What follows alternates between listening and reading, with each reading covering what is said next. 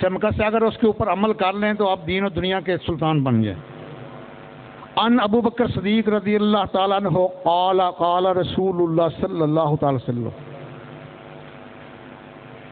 لن يدخل الجنت جسد غوذی بالحرام۔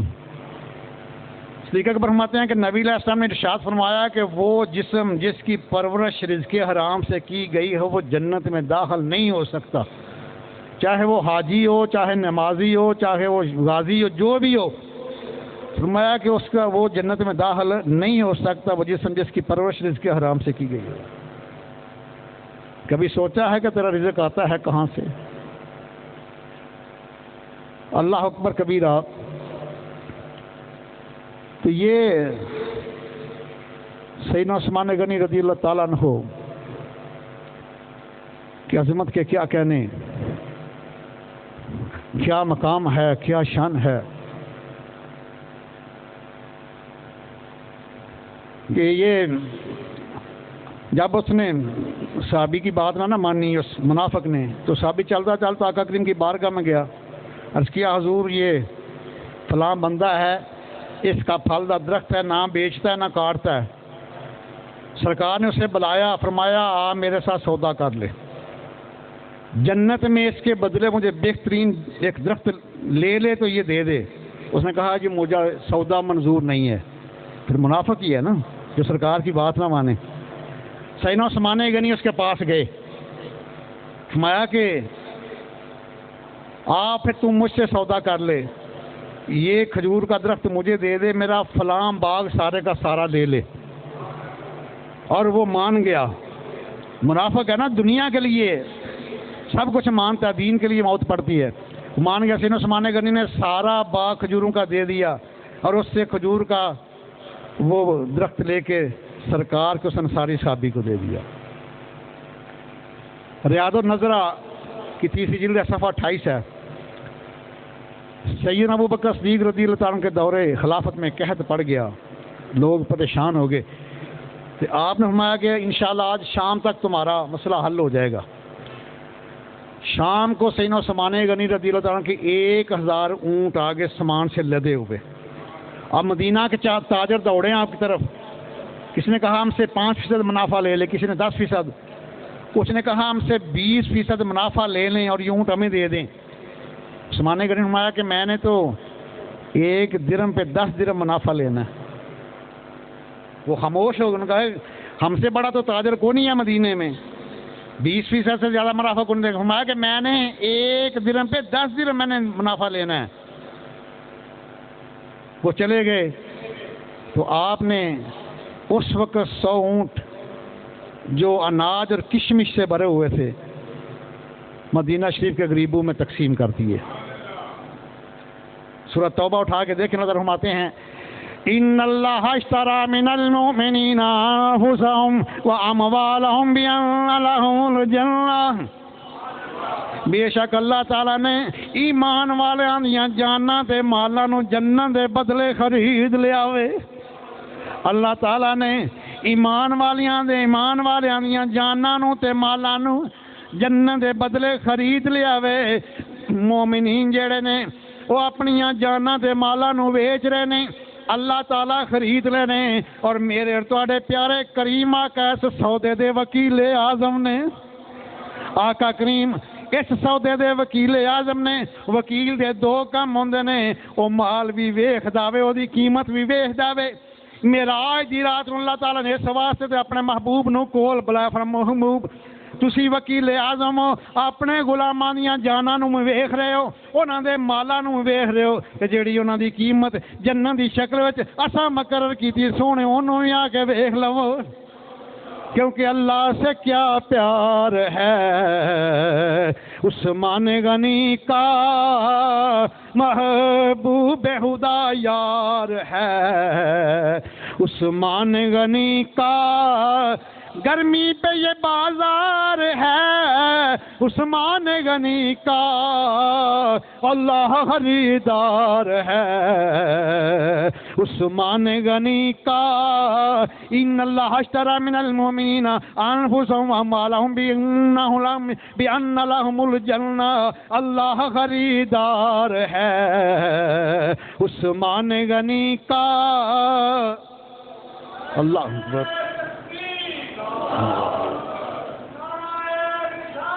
یا رسول اللہ،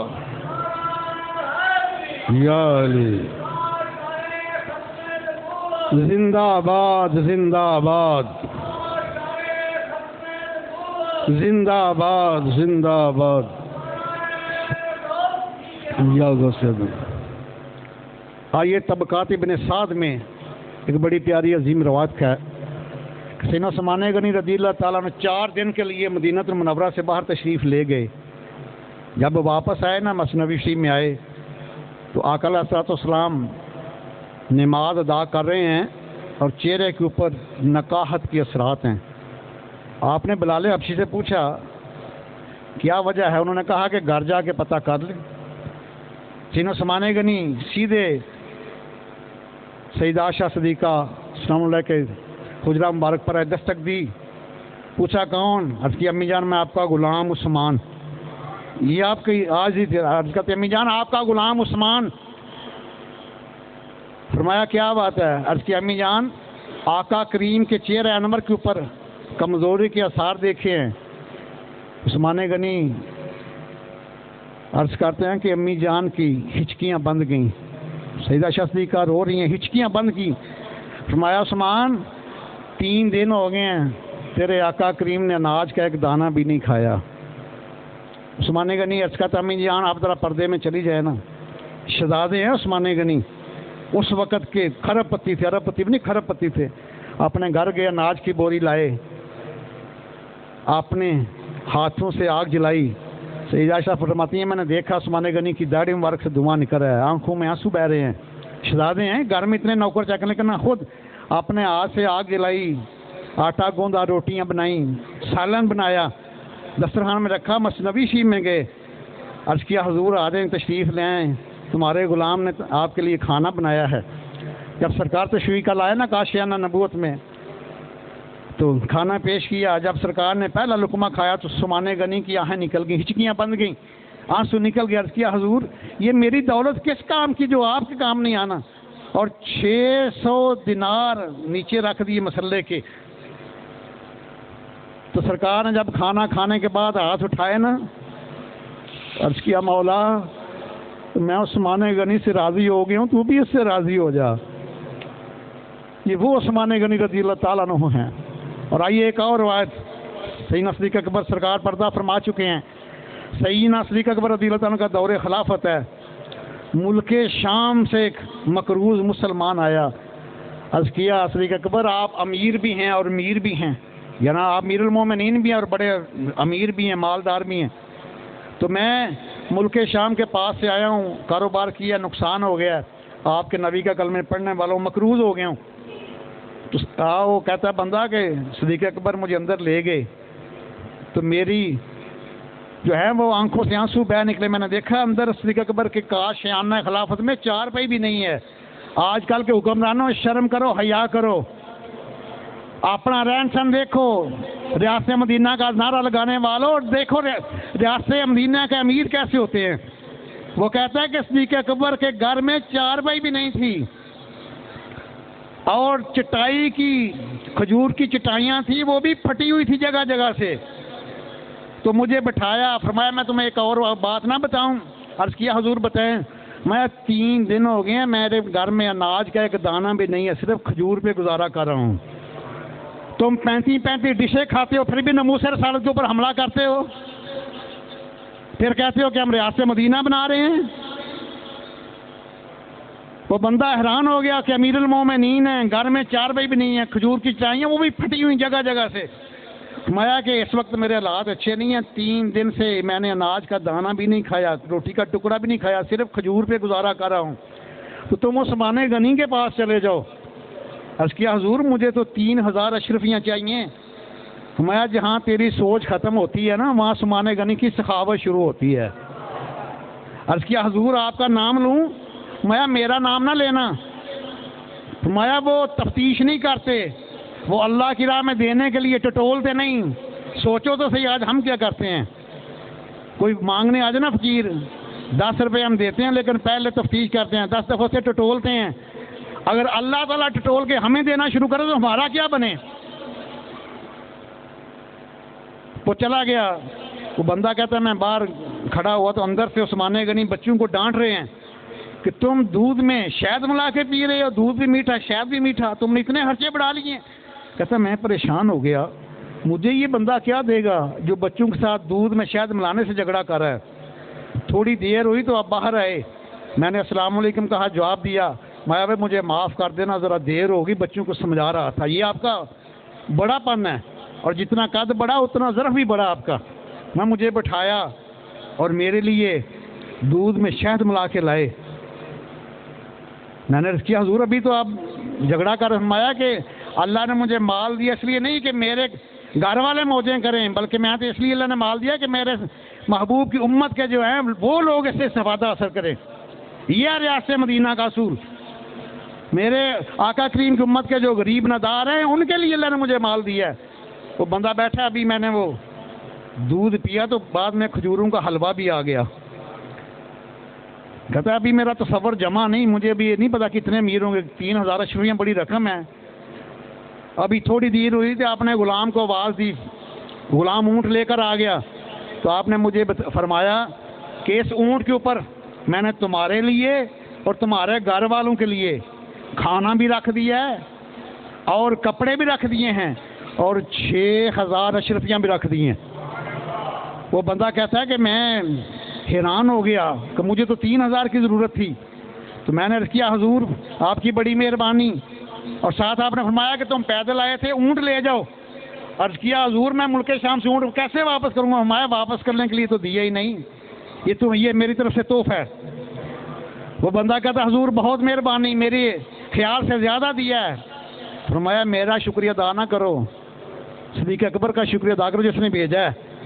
عرض کیا حضور میں نے تو آپ کا نام ہی نہیں لیا۔ فرمایا اس چیز کو رہنے دو، اس کا پتہ کہ اللہ تعالیٰ جو ہے وہ اپنے محبوب کے غلاموں کو بھی اللہ تعالیٰ نے علم غیب سے نوازا ہوا ہے۔ بھائی یہ مسجد والے حضرات بھی آ رہے ہیں، ذرا ہاتھ ان کی طرف اور توجہ میری طرف۔ تو وہ سیدنا عثمان غنی رضی اللہ تعالیٰ عنہ، نجات البلاغہ حضرت علی شیر خدا کی کتاب ہے، پڑھیں ذرا۔ جامعہ کوفہ میں جمعے کا خطبہ دے رہے ہیں، ایک بندے نے عرض کیا حضور آقا کریم کی امت میں سب سے افضل کون ہے؟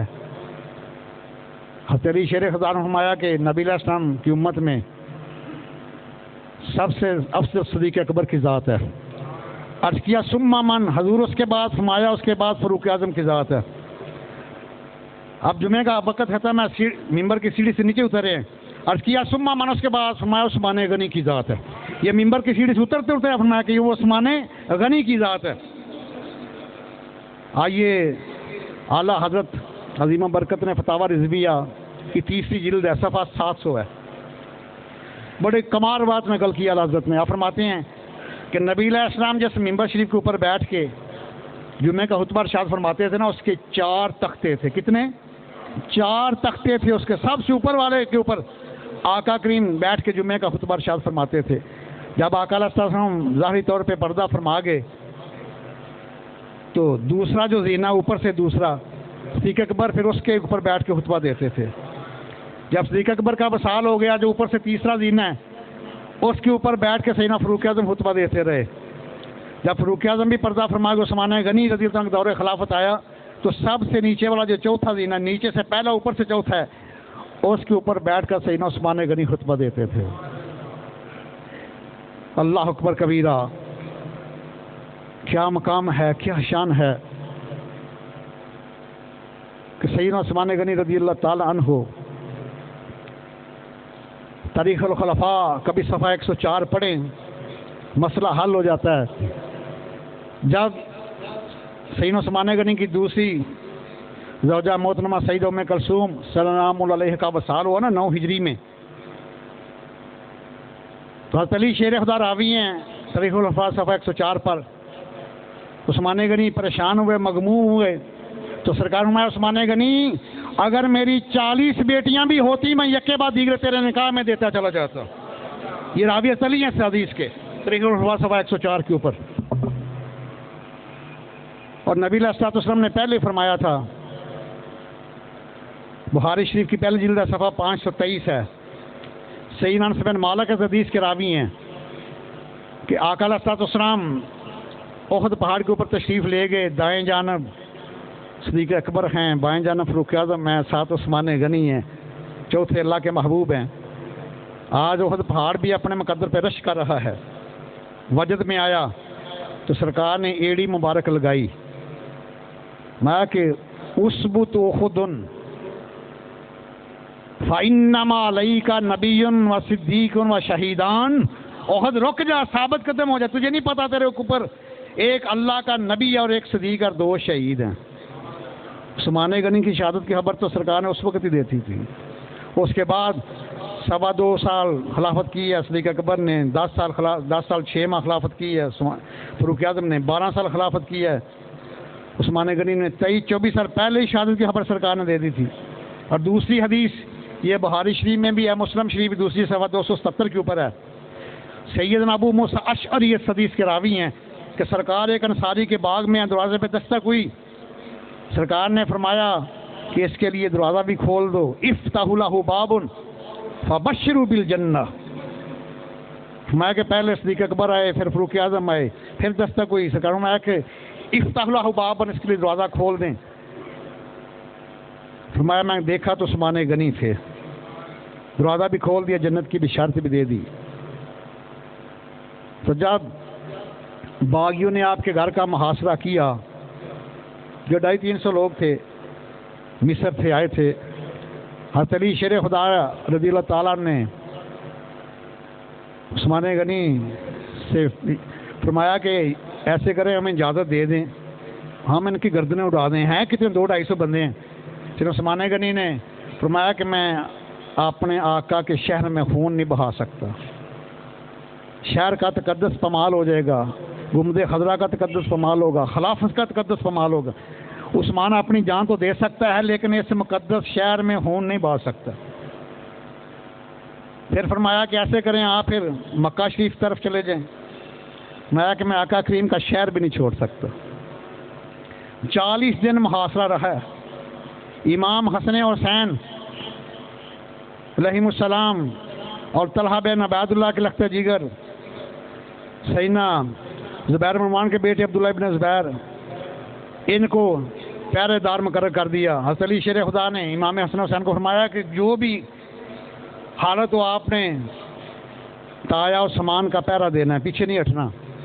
40واں جب دن ہوا تو جمعے کا دن ہے، 18 ذی الحجہ ہے، 35 ہجری ہے، آج سے 1406 سال پہلے کی بات ہے. سرکار کا دیدار ہوا. عثمان غنی روزے سے ہیں. سرکار نے کہ عثمان غنی، صدیق اکبر بھی ساتھ ہیں، فاروق اعظم بھی ساتھ ہیں.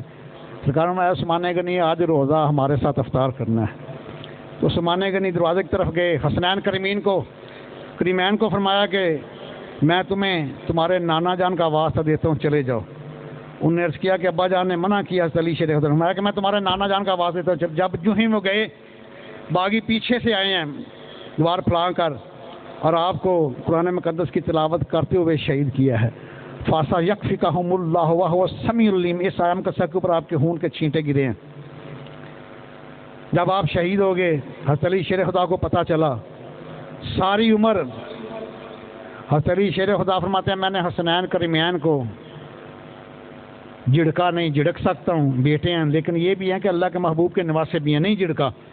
ساری عمر میں نے حسنین کریمین کو گالی نہیں دی، دے بھی سکتا ہوں، میرے بیٹے ہیں، لیکن صرف میرے بیٹے نہیں، اللہ کے محبوب کے نواسے بھی ہیں. میں ساری عمر میں نے حسنین کریمین کو تھپڑ نہیں مارا، مار سکتا ہوں لیکن یہ صرف میرے بیٹے نہیں، اللہ کے محبوب کے نواسے ہیں. پہلا موقع ہے جب عثمان غنی شہید ہوئے نا، حضرت علی شیر خدا ناراض ہوئے. امام حسین کے چہرے پہ تھپڑ، حسن کے چہرے پہ تھپڑ مارا، امام حسین کے سینے اوپر گونسا مارا، مکہ مارا. تم نے کیوں چھوڑا؟ انہوں نے عرض کیا حضور انہوں نے نانا جان کا واسطہ دیا تھا. اب یہ دیکھ لو کہ حیدر کرار کو اپنے ہم زلف کے ساتھ کتنا پیار ہے، اور سیدنا عثمان غنی رضی اللہ تعالیٰ عنہ نے اپنی جان تو دے دی لیکن مدینہ المنورہ کے تقدس کو پامال نہیں ہونے دیا، نہ خلافت کے تقدس کو پامال ہونے دیا ہے، نہ حیا کے دامن کو چھوڑا ہے۔ اور آج آپ کا ذکر تو صبح قیامت تک جاری و ساری رہے گا، مزہ تب آپ کے کردار کو زندہ کیا جائے۔ اتنے شرمیلے ہیں کہ نبی علیہ السلام نے عرض کی اللہ کی بارگاہ میں، یا اللہ میرا عثمان بڑا شرمیلا ہے، اس سے حساب و کتاب نہ لینا، تیری بارگاہ میں کھڑا نہیں ہو سکے گا۔ تو اللہ تعالیٰ نے بغیر حساب و کتاب ہی اور ان کی شفاعت سے 70,000 ایسے لوگ جن کی عثمان غنی شفاعت کریں گے وہ بھی بغیر حساب و کتاب جنت میں جائیں گے۔ تو آج نبی علیہ السلام کا یہ فرمان ذیشان ہمارے لیے مشعل راہ ہے۔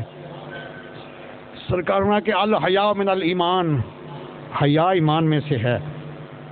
فرمایا کہ جب تم میں حیا نہ رہے جو جی چاہے کرو، یعنی حیا ایک ایسی چیز ہے جو انسان کو گناہوں سے بچاتی ہے، روکتی ہے۔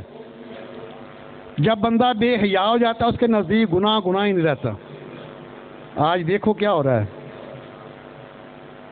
بچی بالغ ہو، اس کا ٹخنا ننگا ہو جائے تو وہ ننگی تصور کی جائے گی، اس کی طرف دیکھنا حرام ہے، جتنے قدم چلے گی اس کے اوپر لعنت برسے گی، اگر گھر والے منع نہیں کرتے تو ان کے اوپر بھی لعنت برسے گی۔ بیٹا بالغ ہے، شارٹ نکر پہنی ہے، یہ گھٹنا ننگا ہو گیا تو اس کے اوپر بھی لعنت برسے گی ہر قدم کے اوپر، اور گھر والے منع نہیں کرتے تو ان کے اوپر بھی لعنتوں کے طوق پڑیں گے، اور اس کے طرف آپ دیکھ بھی نہیں سکتے، اس کو السلام علیکم نہیں کہہ سکتے، وہ کہے تو اس کا جواب بھی نہیں دے سکتے۔ تو سیدنا عثمان غنی رضی اللہ تعالیٰ عنہ کبھی واش روم میں بھی کپڑے اتار کے نہائے نہیں ہیں۔ ہم آتے ہیں جس ہاتھ سے میں نے آقا کریم کی بیعت کی ہے، بیعت کی ہے، ساری عمر وہ ہاتھ میں نے اپنی شرمگاہ کو لگنے نہیں دیا۔ اس لیے سرکار ہونا کہ لا استحی من رجل تستحی منہ الملائکہ، عائشہ میں ہستی سے حیا نہ کروں جس سے فرشتے بھی حیا کرتے ہیں۔ حیا کی دولت ہے میری ملت کے نوجوانوں جو انسان کو پاکیزہ بناتی ہے۔ ہمیں تو چاہیے our thinking must be modest, ہماری سوچ بھی مثبت ہونی چاہیے اگر دین اور دنیا کے اوپر راج کرنا چاہتے ہو تو جو آیا مقدسہ میں نے آپ کے سامنے تلاوت کی، اسے پڑھنا جا کر 26واں پارہ ہے، سورہ الفتح کی آیت نمبر 29 ہے۔ یہ سیدنا عثمان غنی، سیدنا فاروق اعظم، سیدنا صدیق اکبر، سیدنا صدیق کی شان میں نازل ہوئی ہے، 4 خلفاء کی شان میں۔ محمد الرسول اللہ، محمد صلی اللہ علیہ وسلم از رسول آف دی اللہ، آپ اللہ کے رسول ہیں۔ جملہ اسمیہ تھے نہیں، تھے کہو گے تو کافر ہو جاؤ گے، ہیں۔ آگے فرمایا کہ والذین معه اشداء علی الکفار رحماء بینہم، and those with him are severe against disbelievers but compassionate, tender among themselves۔ اور وہ جو آپ کے ساتھ والے ہیں ایسے مراد صدیق اکبر ہیں، اور وہ لوگ جو کفار کے اوپر سخت ہیں وہ فاروق اعظم ہیں۔ فرمایا رحماء بینہم، جو آپ میں نرم دل ہیں یہ عثمان غنی ہیں۔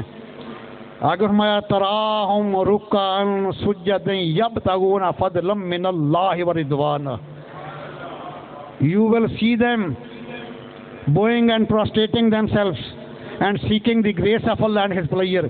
جب بھی تم ان کو دیکھو گے رکوع میں، سجدے میں اللہ کا فضل مانگیں گے اور اس کی رضا مانگیں گے، دنیاوی نمود و نمائش کے لیے کوئی کام نہیں کریں گے۔ دو ان کے مقصد ہیں، ایک اللہ کا فضل مل جائے اور ایک اللہ کی رضا مل جائے۔ تو سیدنا عثمان غنی کا ذکر تو صبح قیامت تک جاری و ساری رہے گا۔ آج آپ کے کردار کو زندہ کرنے کا وقت ہے۔ آج کبھی حیا کا دامن ہم اپنے اندر لے لیں، حیا کی دولت کو اپنا لیں، یہ دنیا کی فحاشی اور بے حیائی کی دیواریں زمین بوس ہو جائیں۔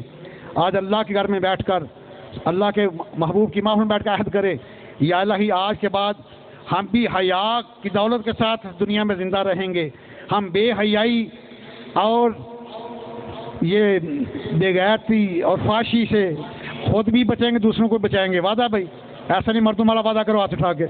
یا رب مصطفیٰ استقامت عطا فرما، آمین ثم آمین، وما علینا الا البلاغ۔